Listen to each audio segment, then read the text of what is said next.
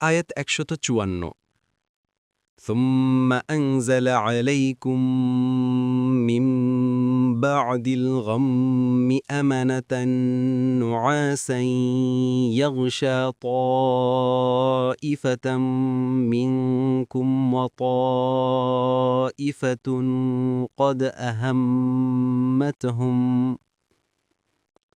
قد أهمتهم أنفسهم يظنون بالله غير الحق ظن الجاهلية يقولون هل لنا من الأمر من شيء قل إن الأمر كله لله يخفون في أنفسهم ما لا يبدون لك يقولون لو كان لنا من الأمر شيء ما قتلنا هاهنا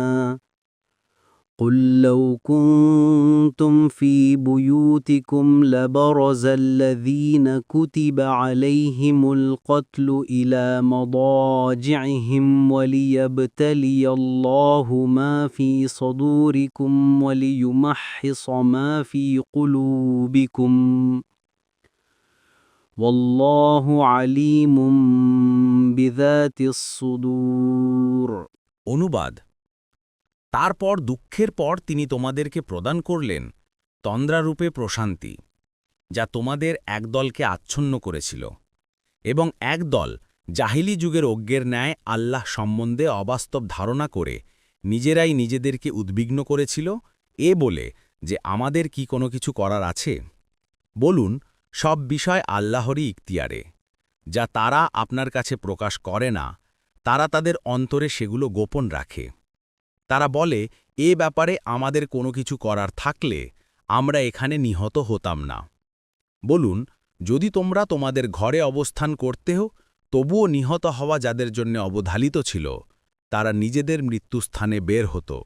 এটা এজন্যে যে আল্লাহ তোমাদের অন্তরে যা আছে তা পরীক্ষা করেন এবং তোমাদের মনে যা আছে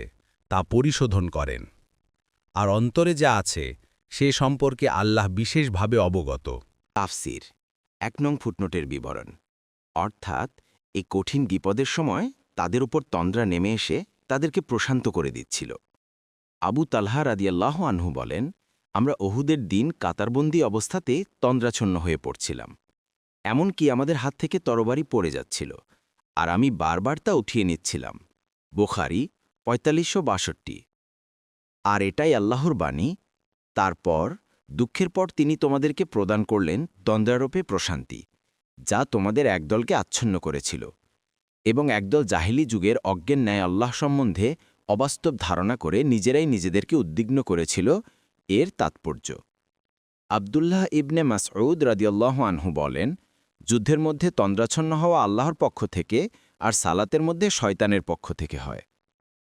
2 নং ফুটনোটের বিবরণ এখানে আরেক দল বলে মুনাফিকদের বোঝানো হয়েছে তারা নিজেদের নিয়েই ব্যস্ত ছিল তারা সবচেয়ে ভীতু ও কাপুরুষ ও হকের বিপরীতে অবস্থানকারী সম্প্রদায় ছিল তাবারি আব্দুল্লাহ ইবনে জুবাইর রাদিয়াল্লাহু আনহুমা বলেন জুবাইর রাদিয়াল্লাহু আনহু বলেছেন উহুদের যুদ্ধের দিন আমরা রাসূলুল্লাহ সাল্লাল্লাহু আলাইহি ওয়াসাল্লামের সাথে ছিলাম আল্লাহ আমাদের উপর ঘুম পাঠালেন আমাদের প্রত্যেকের থুতনি বুকে লেগে যাচ্ছিল আল্লাহর শপথ আমি যেন মুআত্তাব ইবনে কুসাইরের কথা স্বপ্নের মাঝে শুনছিলাম সে বলছিল এ ব্যাপারে আমাদের কোনো কিছু করার থাকলে আমরা এখানে নিহত হতাম না এ ব্যাপারেই আল্লাহর উপরোক্ত বাণী নাজিল হয় আল হাদিসুল মুখতারাহ 3 60